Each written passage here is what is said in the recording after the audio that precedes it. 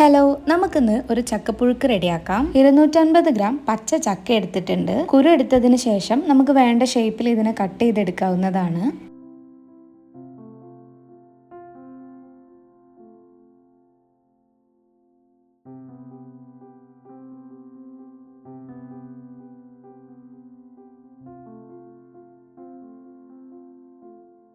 അപ്പോൾ ചക്ക ഇതുപോലെ ചെറിയ പീസാക്കി കട്ട് ചെയ്തിട്ടുണ്ട്. ഇതിലേക്കൊരു 4 ചക്കക്കുരു ഇതുപോലെ ഇട്ട് കൊടുക്കുന്നുണ്ട്. നിങ്ങൾക്ക് വേണമെങ്കിൽ കൂടുതൽ ഇട്ട് കൊടുക്കാം കേട്ടോ.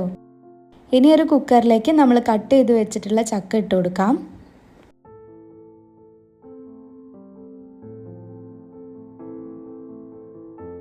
ഇതിലേക്ക് 1/4 ടീസ്പൂൺ മഞ്ഞൾപ്പൊടി, 3/4 ടീസ്പൂൺ ഉപ്പ്, 1/2 കപ്പ് വെള്ളം കൂടെ ചേർത്തിട്ട് നമുക്കിതിനൊന്ന് അടച്ച് വെച്ച് ഒരു 4 വിസിൽ അടുപ്പിച്ചെടുക്കാം.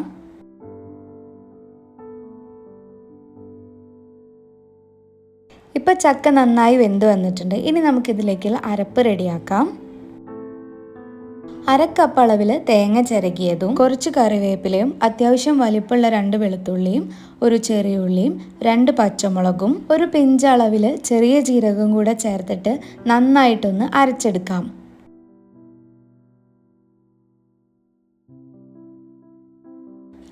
ഇനി നമ്മൾ നേരത്തെ വേവിച്ച് വെച്ച ചക്കയിലേക്ക് ഇത് ഇട്ട് കൊടുക്കാം. എന്നിട്ട് നന്നായിട്ടൊന്ന് മിക്സ് ചെയ്ത് കൊടുക്കാം. എല്ലാം നല്ലപോലെ ഉടഞ്ഞു വരുന്ന രീതിയിൽ വേണം മിക്സ് ആക്കി കൊടുക്കാൻ.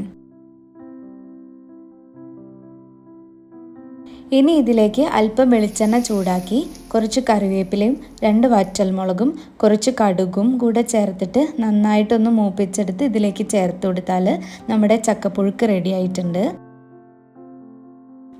ഇനി മീൻകറിയുടെ കൂടെയോ ചോറിൻ്റെ കൂടെയോ ഒക്കെ കഴിക്കാവുന്നതാണ്. വെറുതെ കഴിക്കാനും നല്ല ടേസ്റ്റാണ് കേട്ടോ. അപ്പോൾ എല്ലാവരും ഒന്ന് ട്രൈ ചെയ്ത് നോക്കുക. വളരെ സിമ്പിളാണ്. അപ്പോൾ വീഡിയോ ഇഷ്ടപ്പെട്ടാൽ ചാനൽ സബ്സ്ക്രൈബ് ചെയ്യാനും സപ്പോർട്ട് ചെയ്യാനും മറക്കരുത്.